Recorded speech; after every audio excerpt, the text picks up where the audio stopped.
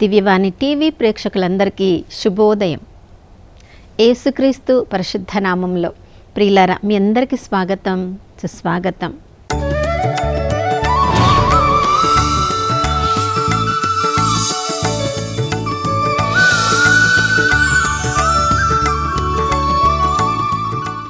గడిచిన దినమంతా తన రెక్కల నీడలో కాచి కాపాడిన దేవునికి మనసారా వందనాలు తెలియచేద్దాం.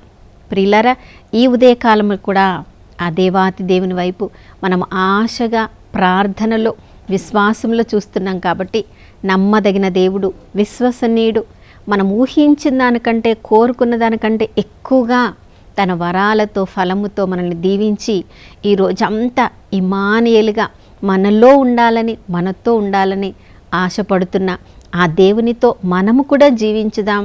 ఆ దేవునిలో, ఆ ప్రభు యొక్క సహవాసంలో ఈ రోజంతా ఫలభరితంగా జీవించుదాం.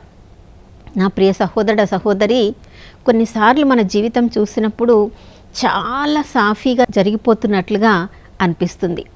చాలా దైవ భయంలో జీవిస్తున్నట్లు, దేవునికి ప్రీతికరంగా జీవిస్తున్నట్లు, మన ఆత్మీయ జీవితము మనకెంతో సంతృప్తికరంగా ఉన్నట్లుగా అనిపిస్తుంది. మన చుట్టుప్రక్కల ఉన్నవాళ్ళు కూడా మనల్ని చూసి వీళ్ళెంతో దైవ భయం కలిగిన వాళ్ళలాగా ఉన్నారు కదా అని వాళ్ళు కొన్నిసార్లు మనల్ని అనుసరించటానికి కూడా మరికొంతమంది మనకు తెలియకుండా సిద్ధపడుతూ ఉంటారు.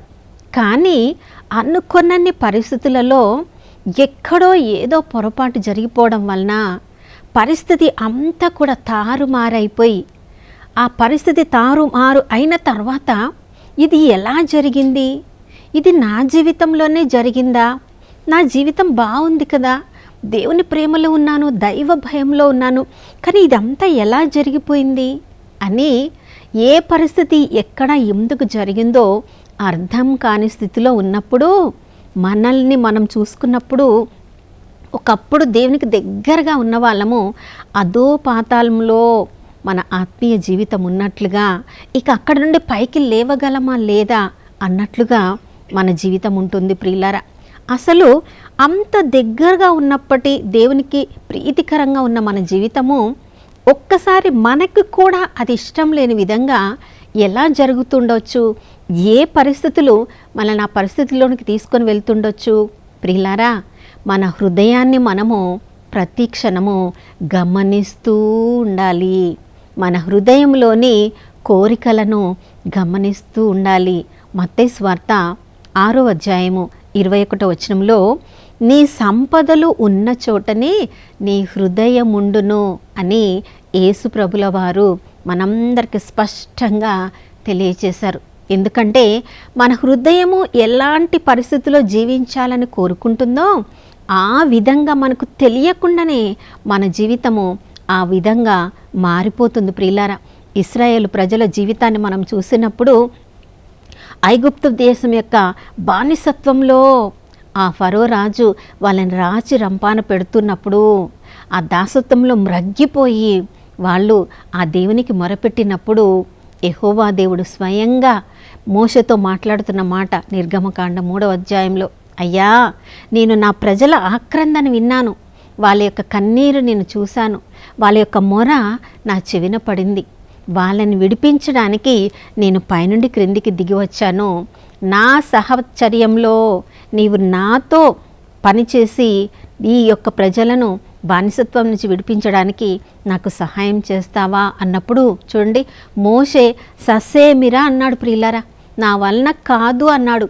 నేను నత్తివాడను, నీవు నాతో మాట్లాడక ముందు కానీ మాట్లాడిన తర్వాత కానీ నేను మాట్లాడే రీతిలో ఏ మార్పు లేదు, నేను అనర్గళంగా మాట్లాడలేను. ఆ రాజు ఎలాంటి వాడో నాకు బాగా తెలుసు, ఆ రాజగృహంలోనే నేను జన్మించిన వాడను, జీవించిన వాడను. అంత కఠినుడైన రాజు ముందు నాలాంటి నత్తివాడు వెళ్ళి మాట్లాడితే అతడు వినిపించుకుంటాడా, నన్ను వదిలేసే ఇంకెవరినాను కూడా చూసుకొని చెప్పాడు. ప్రియులారా, అయినా కూడా దేవుని చిత్తంలో ఒకరిలో ఒక ప్రణాళిక దేవునిది ఉందంటే ఆ వ్యక్తి, ఆ మనిషి సముద్ర గర్భంలో ఉంటే కూడా యోనా వలె తప్పించుకొని పారిపోతే కూడా వాళ్ళని తీసుకొని వచ్చి ఆ పనిని తప్పకుండా దేవుడు చేపిస్తాడు. ఎందుకంటే ఆయన సార్వభౌముడు, సర్వశక్తిమంతుడైన దేవుడు. ప్రియులారా, దేవుని చిత్తం నెరవేర్చకుండా ఈ లోకంలో ఎవ్వరు కూడా ఎంత మూలకి వెళ్ళినా, ఆకాశం గగనం పైన కూర్చున్న, సముద్ర గర్భంలో ఉన్న ఆ దేవుడు ఎన్నుకున్న వారి చేత ఆ కార్యం చేసి ముగిస్తారు. కానీ ఆ కార్యాన్ని సంతోషంగా చేస్తున్నామా, లేదా ఒక బాధ్యతగా ఇక తప్పదు అని చేస్తున్నామా, దాన్ని బట్టి దాని యొక్క ఫలసాయాన్ని మనం అనుభవిస్తాం. నా ప్రియ సహోదరుడ సహోదరి, ఎంతమంది మన కళ్ళ ముందు మనం చూస్తూ ఉన్నాము. సర్వశక్తిమంతుడైన దేవుడు, ఆత్మస్వరూపుడైన దేవుడు, వాక్య రూపంలో ఉన్న దేవుడు, వాక్యం ద్వారా ప్రతిరోజు మనతో మాట్లాడాలని ఆశపడుతున్న దేవుడు. వాక్యం చదవడానికి మనకు సమయం లేదు కాబట్టి ఎవరో వాక్యం చెప్తే విందాం, వాళ్ళ జీవితం ఎలా ఉందో చూద్దాం, వాళ్ళు ఎలా నడుస్తే అలా మనం నడుద్దామని వాళ్ళ మీదనే దృష్టి పెడుతున్నాం. కానీ వాళ్ళను నడిపించే ఆ వాక్యం మీద మనం దృష్టిని పెడితే, మనం ఎవరి మీద, ఏ వ్యక్తి మీద, ఈ లోక వ్యక్తుల మీద మనం దృష్టి పెట్టినప్పటికీ, వాళ్ళు క్రింద పడిపోయినప్పటికీ, వాక్యం మీద మనం దృష్టిని పెడితే ఆ వాక్యమే మనల్ని నడిపిస్తుంది. ప్రియులారా, చూడండి, యెహోషువ మాత్రము మోషే పర్వతం మీదకి వెళ్ళినప్పుడు వీరందరిలో ఉండవలసిన వాడు వీరందరిలో లేడు. ప్రియులారా, మోషే కనపడకపోయినా పర్వాలేదు, మోషే నడిపించిన దేవుని మీద నా దృష్టిని పెడతాను అని ఆ గుంపు నుండి తనను తాను వేరుపరచుకున్నాడు. కాబట్టి అహరోను, యాజకుడైన అహరోను కూడా ఆ గుంపులో కలిసిపోయి పడిపోయాడు. కానీ మోషే కనపడకపోయినా ఆ మోషేను నడిపించిన దేవుని మీద దృష్టి పెట్టిన యెహోషువ మాత్రము ఆ దేవునితో నడిపించబడ్డాడు. కాబట్టి అంత పెద్ద ఆ దేవతను పూజించే, ఆ విగ్రహారాధన చేసే ఆ తప్పులో పడలేకపోయాడు. దేవుడు అతన్ని కాపాడాడు. నా ప్రియ సహోదర సహోదరి, అందువల్లనే మోషే తర్వాత దేవుడు యెహోషువను నాయకుడిగా ఎన్నుకున్నాడు. యెహోషువ నాయకుడిగా ఎన్నుకోబడిన తర్వాత కూడా ప్రియులారా, చివరి వరకు యెహోషువ గ్రంథం 24వ అధ్యాయంలో మనం చదువుతున్నాం. ఆయన నిర్ణయించుకున్నది ఒకటే, నేను జీవించిన అన్నాళ్ళు నేను, నా కుటుంబము ఆ దేవాతి దేవుడైన యెహోవాని మాత్రము మేము ఆరాధిస్తాము, పూజిస్తాము. మధ్యలో ఎవరిని చూడము, ఎవరి నడిపింపును మేము ఆధారపడము. వాళ్ళు క్రింద పడితే మేము క్రింద పడము. అది సరి అయిన నిర్ణయం. అప్పుడు ఈ బంగారు దూడలు ఇవన్నీ మనల్ని పరిపాలించడానికి ఆస్కారం ఉండదు. ప్రియులారా, నా ప్రియ సహోదర సహోదరి, ఈరోజు ఈ వాక్యాన్ని వింటున్న నీవు ఎంతమంది, ఎవరి మీద నువ్వు ఆధారపడుతున్నావు? దేవుడు మన ద్వారా, వాక్యం ద్వారా నేరుగా మాట్లాడాలని ఆశపడుతున్నప్పుడు నీకు ఒక కల రాగానే ఎవరి దగ్గరకో పరిగెడతావు. ఒక వాక్యం నువ్వు చదవగానే దాని అర్థం చెప్పమని వేరే దగ్గర పరిగెడతావు. వాళ్ళు కూడా మొదట్లో నీ పరిస్థితులను ఉండవచ్చు. వాళ్ళు కూడా వాక్యం చదవగానే వాళ్ళకు అర్థం కాలేదు. వాళ్ళు కూడా ఒక కళ రాగానే దాని అర్థం చెప్పలేకపోయారు. కానీ దేవుని సన్నిధిలో వాళ్ళు కూర్చొని, ప్రభా నీవు చెప్పకపోతే నాకు ఎలా అర్థమవుతుందయ్యా అని ఎవరి మీద ఆధారపడకుండా వాక్యమైన ప్రభువును పట్టుకొని పరిశుద్ధాత్మ దేవుని సహవాసంలో ఉపవాస ప్రార్థన చేస్తూ సమయాన్ని గడిపినప్పుడు ప్రియులారా, దేవునితో వాళ్ళు నేరుగా సంబంధం పెట్టుకొనుట ద్వారా, సృష్టికర్త అయిన దేవునితో సహవాసంలో గడుపుట ద్వారా దేవుని నుంచి వాళ్ళు పాఠాలు నేర్చుకున్నారు. సరి అయిన దారిలో వాళ్ళు నడవగలుగుతున్నారు. నా ప్రియ సహోదర సహోదరి, నీవు ఎవరి మీద ఆధారపడుతున్నావు? ఏ దైవజనుని మీద ఆధారపడుతున్నావు? ఏ దైవజనురాల మీద ఆధారపడుతున్నావు? వాళ్ళు వాక్యం బోధించేది మనం వినాలి. కానీ ప్రతి విషయం కూడా కొన్నిసార్లు మన జీవితంలో మన జీవితానికి సంబంధించిన ఏ నిర్ణయం తీసుకోవాలంటే కూడా వాళ్ళ మీదనే ఆధారపడతాం. వాళ్ళు చెప్పిందే చేస్తాం. వాళ్ళు గీసిన గీతకు కొంచెం కూడా అటు ఇటు వెళ్ళమంటే ఎలాంటి బంగారు దూడలను మనం తయారు చేసుకుంటున్నామో జాగ్రత్త పడాలి. నా ప్రియ సహోదర సహోదరి, ఈ ఉదయకాలంలో ప్రభువే స్వయంగా ఇమ్మానుయేలుగా మనలో ఉండి మనతో నేరుగా సంబంధాన్ని పెట్టుకోవాలని ఆశపడుతున్నప్పుడు ఆ ప్రభువును కాదని, ఆ ప్రభుడు ఆత్మస్వరూపుడు కదా, ఆయన నాకు కనిపించడం లేదని చుట్టుప్రక్కల వాళ్ళ మీద ఆధారపడి వాళ్ళు పడిపోయినప్పుడు మనం కూడా పడిపోయి దాని నుంచి లేవలేక ఉన్నామేమో అందుకనే నా ప్రియ సహోదరుడా, యేసు ప్రభు సిలువను మోస్తూ 3 సార్లు క్రింద పడినా కూడా మనల్ని తలంచుకొని మరలా పైకి లేపారు. అలాంటి పడిపోయిన స్థితిలోనే ఉన్నావా? ఎవరినో నమ్ముకొని వాళ్ళు పడిపోయినప్పుడు సత్యమును గ్రహించలేని నీవు పడిపోయిన పరిస్థితిలో ఉన్నావా? దేవుడు నీ వైపే చూస్తున్నాడు.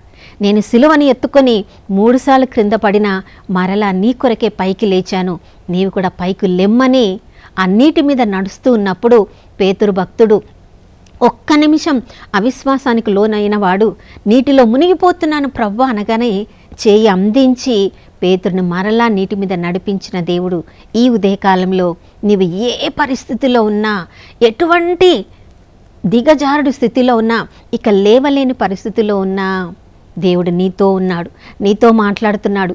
నీ వైపు తన చేయి చాస్తున్నాడు. నా చేయి పట్టుకో, నన్ను నా చేయి పట్టుకొని పైకి లే అంటున్నాడు. తప్పిపోయిన గొర్రెను వెతికి రక్షించడానికే నేను వచ్చాను, ఆ బంగారు దూడను వదులు, నా స్వరాన్ని విను, నా దగ్గరికి రాని ప్రభు నీ వైపే చూస్తున్నాడమ్మా, ప్రభు నీ వైపే చూస్తున్నాడయ్యా. మరి ఎందుకు ఆ ప్రభు స్వరాన్ని ఉదయకాలంలో మనం వినకూడదు? ఎందుకు ఆ ప్రభు చేయి పట్టుకొని పేతురు భక్తునిలాగా మరలా పైకి లేవకూడదు? మరెందుకు ప్రభువా మా యొక్క విశ్వాసాన్ని దృఢపరచండి అని సరియైన దారిలో మమ్మల్ని నడిపించని అడగకూడదు? ఈ ఉదయకాలంలో ప్రార్థన చేసుకుందాం. నాతో ప్రార్థనలో ఏకీభవించండి. పరిశుద్ధమైన దేవానికి స్తోత్రములు తండ్రి. ప్రభువా, దేవుని వాక్యాన్ని దేవుని సేవకుల ద్వారా మీరు మాకు బోధిస్తూ ఉన్నప్పుడు ప్రభువా, వాక్యాన్ని వినడం మంచిది, కానీ ప్రతి క్షణము వారి మీదనే ఆధారపడి ప్రభువా మీతో సంబంధాన్ని పెట్టుకోవడం కంటే ప్రభువా వారితో ఎక్కువ సంబంధాన్ని పెట్టుకోవడం ద్వారా వారి క్రింద పడిపోయినప్పుడు వారితో పాటు మేము కూడా పడిపోతున్నాం ప్రభువా. కానీ మీతో నేరుగా సంబంధం పెట్టుకున్న యెహోషువ మాత్రము అన్ని లక్షల మంది పడిపోయినా కూడా ప్రభువా ఆ బంగారు దూడను ఆరాధించకుండా ఒకే ఒక్కడుగా మిగిలిపోయాడు తండ్రి. ఆ యెహోషువలో మీరిచ్చిన ఆత్మను ఈరోజు మా అందరి మీద కుమ్మరించండి. నేరుగా సృష్టికర్త అయిన మీతో అయా మేము సంబంధం పెట్టుకోవడానికి మా కృపను దయచేయండి. మోషే మీద అతని దృష్టి ఉన్నప్పటికీ మోషేను నడిపించిన యెహోవా దేవుడి మీద అతని దృష్టి ఉంది కాబట్టి మోషే పర్వతం నుండి క్రిందికి దిగి వచ్చే వరకు అతడు ఒంటరిగా గడిపాడు, ప్రార్థనలో గడిపాడు, ఎదురుచూపులో గడిపాడు. నాయనా, పాపంలో పడకుండా గుంపులో చేరకుండా తను తాను కాపాడుకున్నాడు. అయ్యా, మేము కూడా గుంపులో చేరకుండా అందరితో కలిసిపోకుండా ఈ లోక వ్యక్తులుగా మేము ఉండకుండా అయ్యా శ్రమలు వేదనలు ఒంటరిగా ఉన్నప్పుడు యెహోషువ 40 రోజులు ఎన్ని శ్రమలు అనుభవించాడో, ఎంత భయానికి లోనయ్యాడో, అయినా కూడా మీ మీద ఉన్న తన దృష్టిని మరల్చలేదు ప్రభువా. నాయనా, ఈ లోకంలో మేము కూడా జీవిస్తున్నప్పుడు ఎంతోమంది బంగారు దూడల వైపు మమ్మల్ని మరల్చాలని నాయనా మా దృష్టిని మరల్చాలని చూస్తూ ఉన్నప్పటికీ వారి మాటలకు మేము లొంగిపోకుండా ప్రభువా నాయన సృష్టికర్త అయిన మీతో నేరుగా సంబంధాన్ని పెట్టుకున్న మేము యెహోషువలాగా నాయకులుగా ఉండి చివరి వరకు అందరినీ సరియైన మార్గంలో నడిపించే నాయకత్వ ఆత్మను మా అందరిపై కుమ్మరించమని యేసయ్య పరిశుద్ధ నామంలో అడిగి వేడుకొని పొంది ఉన్నాము మా ప్రియ పరలోకపు తండ్రి, ఆమేన్. అవును ప్రియులారా, యెహోషువ చెప్పాడు, నేను నా కుటుంబం మాత్రము ఆ దేవుణ్ణి మాత్రమే సేవిస్తాము. ఈ ఒక్క నిర్ణయము మన జీవితంలో మనం తీసుకుంటే ఏ బంగారు దూడలు మనకు ఎదురు వచ్చినా వాటన్నిటిని చాలా సునాయాసంగా ప్రక్కకి తోసివేయగలము. ఆ ఆత్మ, పరిశుద్ధాత్మ మనల్ని నడిపించునుగాక.